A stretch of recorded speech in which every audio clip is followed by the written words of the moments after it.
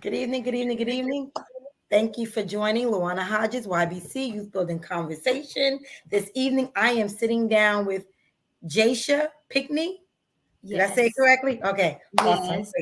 Sometimes I have a habit of butchering up names, so I just want to make sure because that J is kind of silent in there, so I want to make sure I get it right. But we're sitting down with Jashia Pickney. This young lady is on fire. I met her maybe a year ago, a year and a half ago, as something that my girlfriend, Bag Lady, met you at Bag Lady. You was Yes. helping your mom. Mom, shout out Mm-hmm. to Miss Nikki Pickney, awesome woman of God as well. But that's how I met you, and I was like, oh, okay, I want to sit down and talk to this young lady. But she's been busy doing great things, so here we are this evening. So I'm glad that you took a little bit of time out to sit down with me and come on my platform and just let us know what great things you got going on, about your business, the work you're doing in the community, for the young women, older women, that grace that comes your way. So, yeah, but before we get started, you good? Okay. Your social media good? You good? Okay. So, Yeah. before we get started, can you pray us in? Sure. Dear God, I just thank you for allowing me and Lou to meet each other and to cross paths. I pray that this conversation would be great and amazing and that everyone that needs to hear it would be able to tune in. I just pray that you just lead the way for us and that the conversation just goes where you would want it to go. In Jesus' name, amen. Amen, amen, amen. So, I always ask the question, who is Jashia Pickney? So, it's actually funny you asked that because I actually have been like working on saying who I am aside from like titles and accolades and things like that, because I feel like it's really important for us as women or as anybody to just know who we are without like what we do, all these things. So before I get into those type of things, I would like to say that I am a child, a daughter of God. I am an encourager. I am a motivator. I'm a leader. I'm a servant. And I am just someone who wants people to know like what they have on the inside of them and to know that their identity is in Christ. And so we're not what we do or all this other things. It's just our human nature of who we are. So that's a little bit about me as far as like not titles and things like that. But as far as titles and accomplishments, I am a midwife. I started off as a nurse, but I'm a midwife now. I would also say I'm a childbirth educator. I am a postpartum coach. I am an author. That's a new one. And yeah, like those are some of the things that defined kind of my accomplishments and things that I'm doing right now. So I like what you said, um, on your bio, that you are a millennial. You made sure that was in there. Millennial board certified nurse midwife. Why did you choose Yes. to trying to describe yourself as a millennial? Because definitely that's what I am. I actually just turned 30, so I turned 30 last year in August, and that was such a, great experience in itself. So I just wanted to know like when I'm especially in healthcare and things like that, sometimes it's hard for me just as a millennial to find, like a person that I relate to. Not like I can't, there's older midwives, older doctors and things like that, but sometimes you just want someone that's kind of your age and your vibe. So that's why I kind of put that out there because that's my, my major group is my age group. Right. Like 20 to 30s, Yeah. even 40, but like just young millennial Black women. So that's why I Yeah. wanted to put it out there just in my That means title. you've been working. That means you've been working hard. When you see your counterparts, right, and like you said, you just want someone your own age. That means you've been accomplishing a lot. So kudos to you. Kudos to you. Thank So I always you. ask the question. I always ask the question, even though it seems like we're not, still fighting COVID-19, but we still are. And being that you're in Mhm. the medical field, how did COVID-19 kind of interrupt, um, you personally, spiritually, and professionally? It was actually like I feel like COVID was honestly a blessing in disguise for me. Like I literally remember my last trip I went to, it was 2020 in March. I went to Panama, and then when I was going to the airport, that's when we started hearing about it a little bit. Like people started to know we had masks on at the airport, and me and my friends were like, we don't really know what's going on. But as soon as we came back, like that's when it like blew up. And I think it, at first it was very scary. It was a time where we all had to like trust God and really pause our lives. It's like, because we all have had all this stuff going on. But I literally say like the pandemic was like a time that I just kept being blessed. Like, it was some hard times, because one thing that happened was I wasn't able to find a job.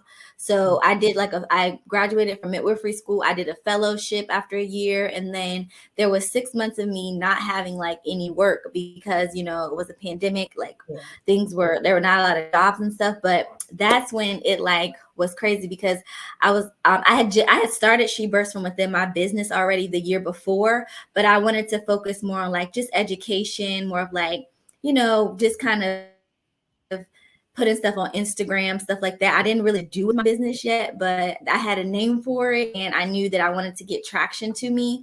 But during that time of 6 months of just like, not having a job, I actually found that my passion was like childbirth education. So I took like those 6 months of like writing out my own curriculum, coming up with classes, doing all that type of stuff. I had time to do that. In the meantime, I saved up money. I bought my first house the next year. I bought my first house in January of 2021. So I was able to save money for a house then as well. Just because we couldn't, I said I did find a job, but I'm saving because we couldn't go out and do anything. So that was the time I felt like, because I was, if you ask my mom, she's gonna be like, you are like, I was a traveler, like just going everywhere like a busybody. But I feel like COVID really like paused me, helped me to like build some stuff for my future and my business, and also helped, like I said, helped me to like save a lot of money and just really trust God during that time, because it's like, we didn't know what was going to happen, what to expect or anything. So that's why I say it was kind of like definitely like a blessing in disguise. Wow. But I was also you got blessed. A house. Yeah. That's awesome. That's great. That's great. That's great. Because everybody don't have a story like yours. But I've been asking everybody that I interview, and they always said that COVID was a blessing. They was like, even though they have lost, but at the end of the day, it was a blessing. I mean, even for me, this platform was out of COVID. So, it was a blessing for some, and some not so much. But at the end of it, it was still a blessing. So that's great. Yeah, I would say like it was definitely a blessing. I would say, working in the healthcare field, it was a very trying time, just because, I work with a lot of pregnant women and things like that. And it was like, we didn't know much about it. And women, got COVID when they were pregnant. And then also it was just scary, because think about it, like back before COVID, having a baby was the most time where you wanted to be around your family and things like that.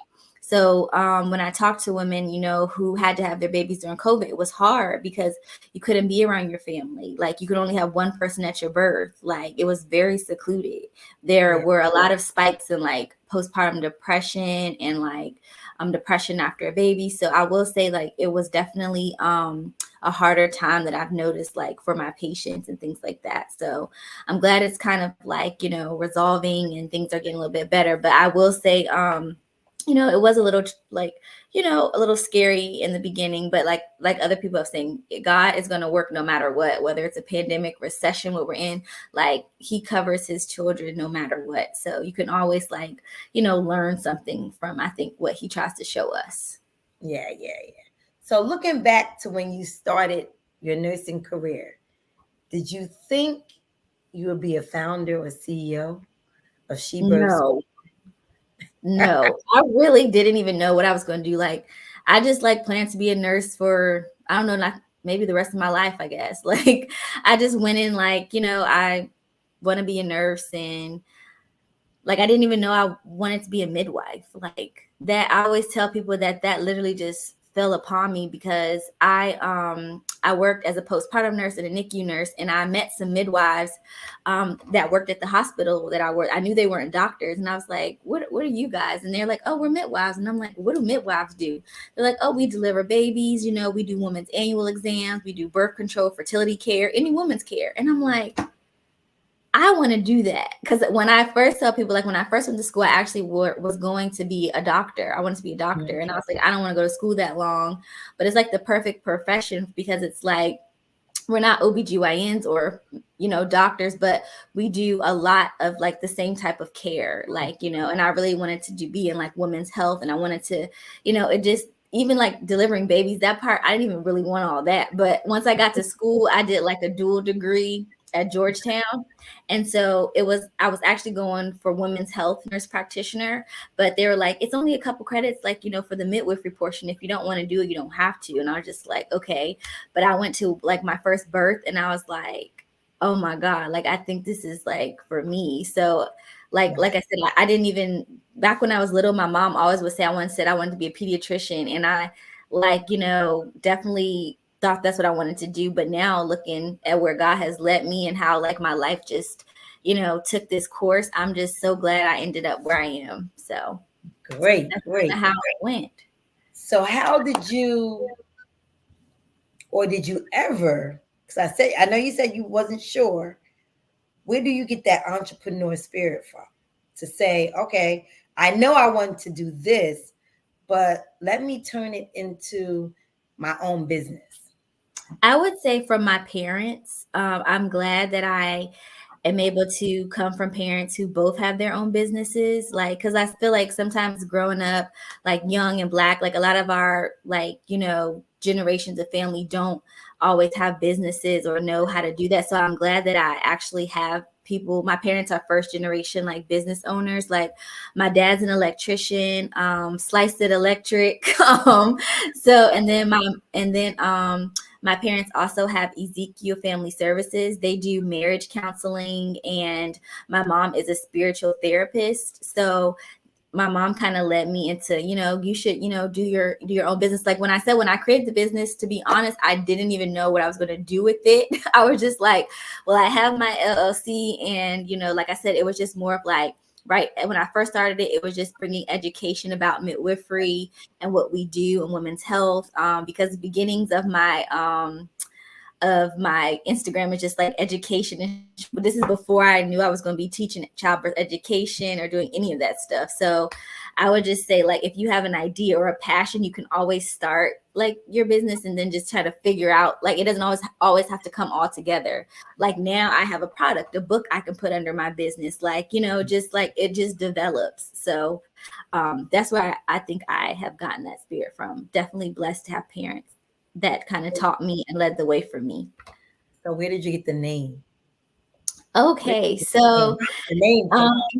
yeah, so before I started the business, I did I feel like 2019 was a time of me really trying to find myself. Like before the pandemic hit, it was like I went a lot into therapy and just learning more about myself and getting help. And it's hard going through therapy because you learn things about yourself that you don't always like, or just trauma that you've dealt with in your life and going through all that stuff. And I named my business She Births From Within because I felt that everything that I've learned and things like that was all within me. Like everything that you already need to be successful, to Sorry, could you say that again?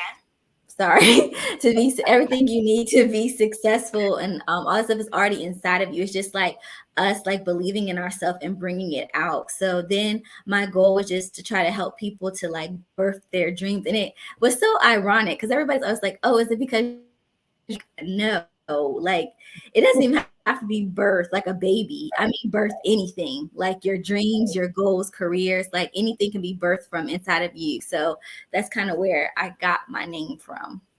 I like it. I like that recording set. Can you say that again? I like that. That came right on time. That came right on time. So do you think you're operating in your purpose or passion, or maybe both? Yes, I do. I definitely think that my passion is helping, like I said, women to birth from what's in, to kind of know their identity, know who they are, and know that they're enough. I feel like in all that I do, it encompasses that. Like as a midwife, I'm helping women to birth, their baby, to know they're confident. In my childbirth classes, I'm helping people to have confidence about having a baby and knowing about their birth journey. In my book, I'm helping women to learn lessons about, how to know that they're enough. And so I think like just within all that I do, it's always trying to build up confidence in, just knowing who we are and the power that we have. So I absolutely think that I am. And God always like just gives me new opportunities to kind of do that in other platforms as well. So speaking of other platforms, you have a podcast. I do have a podcast. Yes. So can you tell us a little bit about the podcast? Yes. So my podcast is called Birthish. It's actually with one of my friends. Her name is Tiara Caldwell. She's a doula and lactation specialist. And we came up with the idea to do Birthish because there wasn't really like a platform for women to kind of tell their birth stories, especially like in the African American community. So our podcast basically started with us just talking to women about their birth stories. And it was cool because we listened to women from like who were older back in the older days. And you realize that a lot of women were like, I don't really know what happened to me, like, why I had a C-section. And it was kind of sad knowing that people didn't know like a lot about their care. And so we wanted to like just get people's stories and like hearing, what wonderful opportunities they went through or what terrible ones that they had that other people can learn from. It was really cool talking to couples where we got the dad's perspectives, like, and also we've had like some other special guests on there. Like we had a sex therapist on there for women who have baby, just to know like how to get back to themselves after having a baby. And so the goal of it is just all things related to birth. That's why we call it Birthish. Like, so anything like we're actually been on a break for the last year, which is crazy, but we've actually planned to get it back started coming this fall because everybody has been talking about we have so much content, especially hearing from moms that went through COVID, and then with the new laws about women being able to have abortion. There's the Roe versus Wade laws have come into effect, and it's more of like us feeling like that as women. It's not even about you being able to have an abortion. It's about you having your choice and your autonomy. Exactly. So it's like, what other things can we possibly not have in a country that's supposed to be like freedom of right? So it can lead to other types of things. So we definitely want to bring that conversation on there. So we have a lot coming up, like, because there's lots to talk about. So yes. I'm excited. I'm not having no more kids, but I'm excited to hear about that. That's good. That's good. So when speaking on your platform and talking to these women and you giving advice and mentorship, because that's what I call it, to the women, what do you want your viewers, whether it's a man, a woman, older women, younger women, what do you want them to leave with when they finish hearing your podcast? What do you want them to take away from information about you? We want you to take away any type of education relating to the birth world, whether you are going to have a baby, you're a partner, you've had a baby before, just learning more about the birth world, and also how, the maternal mortality rate for African American women is very high. So that means a lot of Black women die in like labor and childbirth. So we just honestly want our community to be educated, So like when I teach my childbirth classes or anything, my number one thing is advocacy, because when you hear about like Beyonce or Serena's story when they were pregnant and how they weren't listened to, and they're like famous.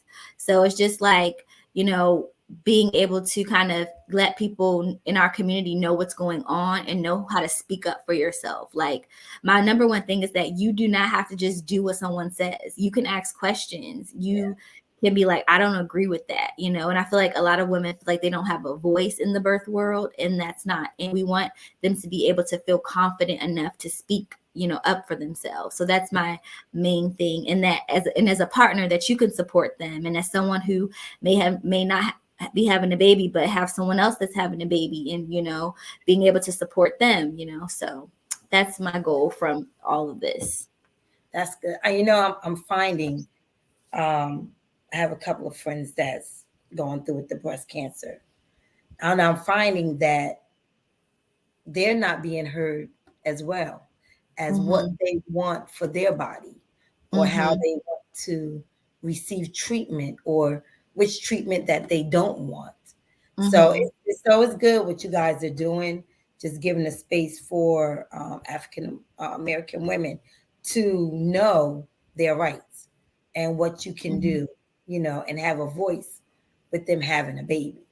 Because I mean, I had 3 kids. I didn't know different.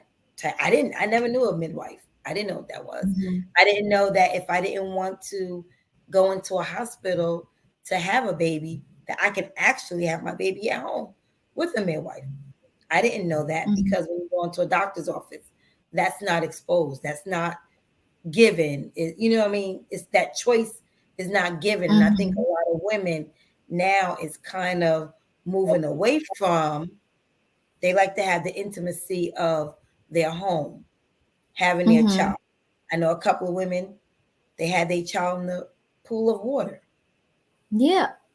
I mean, I heard that it makes the labor easy. I don't know if that's true or not because I never had it, but Yeah. I heard I that it wouldn't say makes easy, but it it easy. can make Okay. it. For some people, it can be a good way to kind of like deal with early labor and things like Oh, okay. that. So, yeah. But yeah, Yes. just like even you saying that, it's a lot of women like that don't know about midwifery care or don't know their choices or options that they have because it's always like, okay, this is what we're going to do.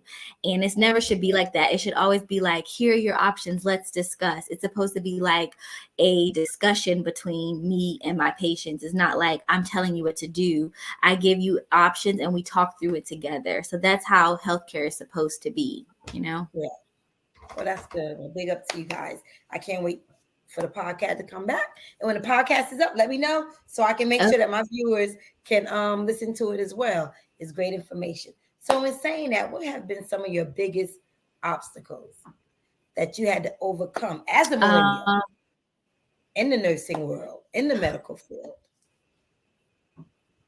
well, the first big, I feel like thing I had to deal with was my nursing test because I did not pass that test 4 times. Like no one would ever know that, but I always like to put it out there because it's like when you look at me now, like no one would ever have known that. But there was a point in my life where I didn't think I was supposed to be a nurse. And like people be like, what? Like, where I've come from and where I am, it's like after the third time, I was literally like gonna give up. I was like, Mom, maybe I could be a teacher. Like I was like, I don't think this profession is for me. Like maybe I thought I was supposed to do that. And I'm so glad that she pushed me to she was like, you're gonna keep taking it. It doesn't matter. I'm just like, I'm thinking to myself, no, I'm not.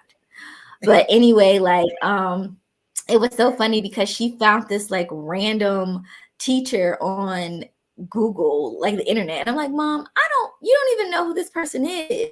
But I knew like it was where was supposed to be because when she started the class, she prayed for all of us. And she was like, you are going to be a nurse. And I was like, okay, this is the class. So, and after I took her class, I passed. So, but it was literally because I graduated from nursing school in 2013 and it was literally the hardest. I feel like it was so hard for me because the whole 2014 I was trying to pass my test while my other friends had jobs, like had already started and been a year in. I was still trying to take this test and it was a very sad place. And I feel like that happened to me because I needed to know that God, when your purpose, like, and something is worth having, it's not always going to be easy, but God is going to like help you. And I like think about like, what if I didn't do it?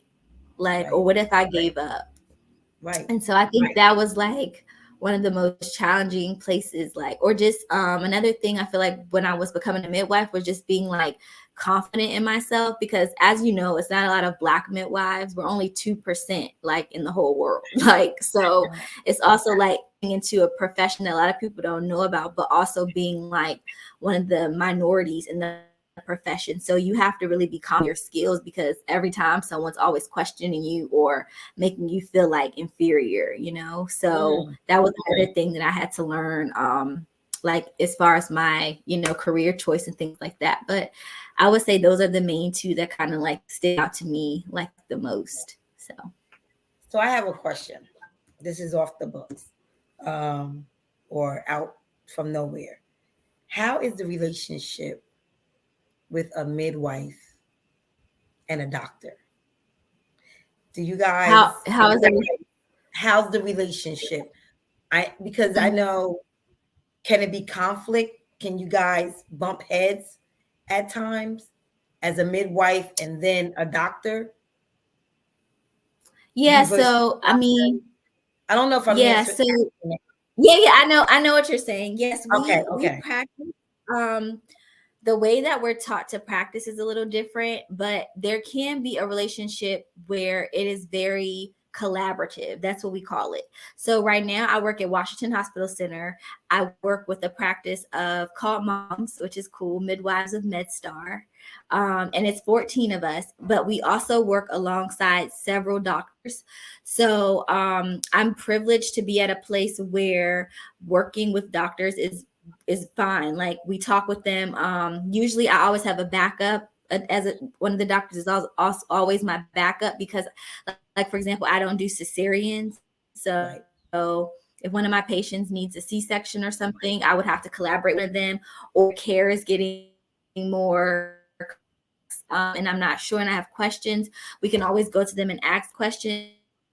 But yeah, philosophy sometimes is a little different because as midwives, we believe more of like birth is not medical all the time. And we like don't always want to rush things, and we like want to do less intervention. So sometimes we can butt heads with stuff, but I mean, for the most part, we try to listen to each other. And I'm like, okay, well, this is what I'm thinking and why I want to do this. And they'll be like, okay, I see your point. Like, but we can get a little, sometimes there's a little bumping heads. And like I said, some midwives have it worse in other states where they do have to be undermined by doctors or they have to work under a doctor. But I'm privileged to be in DC where midwives, we can prescribe our own medications. We have our own patients. We don't have to work under anyone. So I'm blessed, like I said, to be at a great practice where I can work, where me and all of the doctors and us have great relationships. So I'm at a great place. Like I said, it can be a little hard for some midwives in other places. That's good. I was wondering because midwives, they have a different aspect. It's like a different philosophy. Yeah. Yeah, they have a different, doctors like, we're going to give you some pain medicine and we're going to pump you up with medicine, where a midwife is, nah, babe, I'm going to rub your back. We're going to get through that pain and we're going to push it through, You guys are more. Yeah, it's whatever the patient wants. Like I always tell people, because some people think they can't get a midwife, like if you want epidural, but you can. Like if you want a natural birth, we're going to help you through a natural birth. If you want epidural, you can have epidurals. So it's like we're all about autonomy and women's choice. That's one thing midwives are about. We're about letting women decide and not feeling bad for your decision. So yeah. Okay. I just had to ask that question because I was wondering myself. So, what have been some of your biggest achievements? Wow. I think one of my biggest achievements was being able to write my childbirth curriculum. Because when I tell you, like, God really has blessed me in that way. Like I said, during the pandemic, I was just like, I had time to write it out. And so then I started teaching my classes. When I got to my new job at the hospital, they contracted me to teach my own classes there, which is so cool. And then also I got reached out. I went to Georgetown. And then since I teach, they asked me would I like to come and teach new midwife students. So I feel like my teaching has just like blossomed. And like I said, I never would have thought I would be like a professor at my old college. Like, so I feel like education is definitely just a part of who I am. And like, I'm looking to be able to teach more midwifery students and things like that. But I think those have been some of my biggest accomplishments. And my book. So yes. I published a book last month. It's called 30 Lessons of Love. And it's definitely like one of my biggest accomplishments. I didn't even start off trying to write a book. I actually, before I turned 30, I just when I feel like when everybody around, when you start turning 30, 40, you just start thinking about your life. Like, like where have I been? Like, what have I learned so far? Because you always want to be growing as a person, you don't want to stay stagnant. So it's always some time where you like start reflecting, like, okay, what have I learned? What do I want to move forward with and things like that. So I took 30 days and I was like, okay, God, like, I'm just going to listen to you. Like, I woke up early each morning and I just listened to him for 30 lessons that, that I feel like sometimes I could forget, but it always comes back to these things. And I just wrote them down. And then I was going to make it like, I don't know, a blog or something just to share. And my mom's like, and my mom, Nikki Pickney, she's also an author. I'm going to put her out there too. And she's like, you should make it a book. And I was like, a book? And literally, y'all, I wrote this stuff down in a journal. So then I had to type it all up. I was like, I don't know why I didn't think about typing it at that time. But literally, I think it was better for me because it was very intimate for me. Like, I was just waking up and writing in a journal. Yeah. Like, and then when I turned it into a book, I had to go back and type everything out. But then I named it 30 Lessons of Love because I feel like everything that I've learned has helped me to be able to love myself more and love God. And then that be able to show like love to others. Because like most like millennials or the thing on Instagram now is like a soft era. Like women are wanting to be more soft and more loving and not having to feel like we have to be so independent and tough so like all the time. So I think like this book is just helping us to know that it's okay to like put our guard down, and it's okay, obviously with boundaries, and you're not supposed to let anybody like walk all over you, but that it's okay to just be yourself. Like I'm a very loving and like forgiving person, but the world will make you think you're not that, like, and it's okay to be forgiving. It's okay to be loving. It's, it's okay to just be like a soft person, like, yeah. And so that's what I want, like, women to know. And so, yeah, and that's my book. So I still can't believe it's still kind of like, I don't know, surreal actually. So, but yes, and it's available on Amazon and Barnes and Nobles right now. So yes, we gotta get it. We gotta get it. Yeah, whether you're turning 30, 40, 50, or just want a new start in your life or a new like reset, reboot, it's a 30-day devotionals. So I think it's great for anybody like just wanting to take a time off and just reflect and things like that. So yeah. Great. I was gonna ask you, sitting here today, do you believe God was through your whole journey? But you already spoke. He was. He was Yes. He was through your entire journey, even when you didn't even know it. Even when you didn't even know it. So that's great. That's great. That is awesome. So since you're a mentor, because I look at you as a mentor because you're a coach. Coach is mentoring other people. Who mentor you? Who covers you? So I think my biggest mentor is my mom. She's like very inspirational in my life. She's a wonderful woman of God. She's a minister, an author. She's a therapist. Like she is like, I'm just so blessed to have her in my life. But I also have my spiritual coach and therapist, Miss Yvonne. I always say that it's great to have a therapist or, someone you can talk to about things in your life. Also, I have women at my church. I like to shout out Ashley and Brooke. They're like my accountability team. We meet each week. We read different books together and we like read. So it's always good to have, I think it's always good to have some type of accountability in whatever you're trying to do. For myself, I know that God and my spirituality is very important to me. So it's good for me to have women that I can be accountable to, whether it's my mom, like one friend, two friends that I meet with just to like keep myself, motivated. I have a group for fitness because I really want my health and wellness. I have friends that I work out with. We have a challenge going right now for June. So like just next I'm trying to build up my financial group because I'm trying to like also how to invest and things like that. So getting that group together. So it's always good to have accountability in your life with things that you're trying to grow in because it's hard to do those types of things by yourself because you either give up or you're like, and like we don't always know everything. So it's good to be around people who are smarter than you, who can teach you and stuff like that. So wow, that's great. Yes. So you have a team for finance, team for health, a team for spiritual. I know, but I never thought of it. I never really thought about that. Yeah, like literally we meet Awesome. like every other week with the girls from my church. We meet where we read a book together, and then we meet every couple weeks to discuss it, because it's always like a spiritual book and keeping each other accountable, in Christ. And then, like I said, like you got to stay motivated to like work out, but it's definitely good to check in and have people who are keeping you accountable and know your goals, because then it's easy for you to just, like, if no one's holding you accountable or pushing you forward, it's easy to just give up on them, or like they just go in the wayside. So whatever, I definitely recommend that. So let's talk about, let me get off the topic again, therapy. Because, in our culture, therapy is kind Mm-hmm. of, I'm not going to therapy. I don't, Mm-hmm. bias. But I also believe that doesn't matter how old, how young you are, having a therapist is always healthy. Talking things out is Mm-hmm. always healthy. Can you speak to my young people about that? Because Yeah.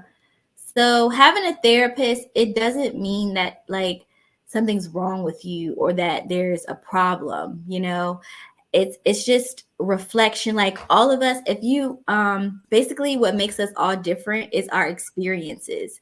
Like where I grew up is different from where someone else grew up. The traumas I went through is different, my life experience. If you think about how you are today, it's come from a lot of things that you went through. Like for example, if I'm a girl that doesn't trust like God's relationship, it had to come from being hurt by people. yeah, Or it's hard for me to listen to authority because like I had a parent that always like battered me and want to I have to be that way. It's like the way we're made up, like resistance is from tapping to us, our experiences. And basically therapy just helps you to become aware of things about yourself so that you can continue to grow as a person. Like if you don't know your struggles or know like awareness about the things you do, or like how you can grow as a person, then you're always going to be stagnant or always like wondering why you're like this. Or sometimes like it was stuff I didn't even know about myself, but I learned in therapy that I was like, oh, this is why I'm like this, like because I didn't know that. Like, so right. it doesn't, I guess the connotation is people always think if you go to therapy it's like something's wrong with you, and it doesn't mean that something's wrong with you. It's just coming to help you grow as a person, and like to just becoming self-aware. That's what I say. And then Yeah, making changes based on the awarenesses that you learn. yeah. So you take care of women. That's your livelihood. So what do you do for self-care? How do you take care of yourself? So it's really important for me to have a routine. So I have a morning routine of just time with God. I like to do a devotional in the morning and just clear my space, whether it's prayer, worship, like because I feel like your mental health is so important. Like I can tell when I'm getting burnt out because I will start not liking my job. And I feel like a lot of us get like Mm, that. Like you love what you do, but sometimes you're burnt out that you stop liking it. And I feel like that's a sign when you just get irritated by everything. You don't want to go to work. You don't like you're not liking what you do, but it's usually your passion. And that's usually a time where you have to like step away from it for a minute and just clear your space and then get back to like, okay, I'm at it. Okay, I got it together. Like, I love this. So definitely just taking care of yourself. Like I just had told you, Lou, that I was on a social media break. Like, so social media is a great platform for sharing, for communicating, for, talking to friends, but sometimes it can be overwhelming as far as like expectations on yourself. And it can be very burdensome. So I like to take a space away from there just to reconnect with myself. So my self-care looks like I want to create a life where I don't have to go like out of my own space to find peace. Like I don't want to have to I need to go to Miami. Oh, I need to go right, to the beach. Like, no, I can have peace right. in my own with Yeah, myself. And so it's like about creating a life where there's already peace internally that I don't have to find it like in other places. So that's what I try to think about as far as my self-care. yeah. That was good. I like that. That was good. Because your home should always be your sanctuary. And if it's not, then something need to be fixed, or somebody because need you to get out. shouldn't have to leave your Something. own home. Exactly. Exactly. I feel the same way. So what is next? What is next for you? You did your book, your podcast coming back. You got your work with the men. What is next? What does God have next for you? You know, I just am trying to just be like I I guess since I've been such a doer as far as becoming a midwife, my classes, like all this stuff of do, like right now, I feel like God has me just being and enjoying it. And if He has other opportunities for me, then they come up. But I just want to like, I actually posted something that said like no liking, no posting, just living. That's what I'm doing right now. I think God just has me living and enjoying it. And like, because sometimes we are so like up for the next thing, the next thing, the next thing, but just like enjoy and embrace what's going on and what is happening. So I'm still just enjoying the release of my book, working on my podcast, but just in like embracing it and God has for me. And I don't know what He has for me next, but right now I'm just enjoying all of it. So you're enjoying your fruits of your labor. You're enjoying your fruits of your labor. Yeah. And nothing is wrong with that. Awesome. So how can my viewers follow you? How can they support you, follow you? Your book, you already said information about your book. How can they find your podcast when it comes out? Give all your handles, and then I'll make sure that I get them from you and put it underneath the interview so they have them, so they can follow. Sure. So we talked about kind of my business name earlier is She Births with an S from within. And that's pretty much my handle. I have a website, shebirthsfromwithin.com. That's where you can find all my class information. If you're interested in any childbirth classes, I have newborn care, I have breastfeeding. And I always say, even if you're not pregnant or a new mom, it's good also if you go to a baby shower, you can bless one of your friends with the class, because I feel like that's really important, like learning education. Like, of course, they need baby clothes, but they need to know how to advocate for themselves and know about birth and childbirth. So I have an option where you can bless someone with the class. My Instagram is She Births From Within. My Facebook is She Births From Within. And like I mentioned before, my book, 30 Lessons of Love, is on Amazon and Barnes and Noble. And so those are all my handles. Great. So before we leave, can you leave my viewers with some positive, encouraging words? Yes. So I always say that my motto is everything that you need to win is already within. And that's where She Births From Within comes from. And just remember that you're always enough. No matter what you've been through, you're always worthy, and you're already enough, regardless of what you need to work on, what you need to do. Like, you're already a good person. And so just being positive, not letting, other people influence you, and just my number one thing is just keep God first and trust His process for you, because everyone's is different. So. Yes. Awesome. So thank you. I thank you for sitting down with me. It was a long time coming, but wow, from the time I met you to now, wow, all I can say is wow. You have I know. I'm thinking about when I met you. Yes. So much has happened since then. Yes. Because I follow you. And I'm like, wow, okay. That's why I always tell you, you're waiting. Yes, I'm so glad we're able to finally sit down and talk. Yes, congratulations on everything, all your fruits, because you truly deserve it. Thank you so much for. And your mom, you have a great mentor, because your mom, her books, I got 2 of her books. Wow. All I can say is wow.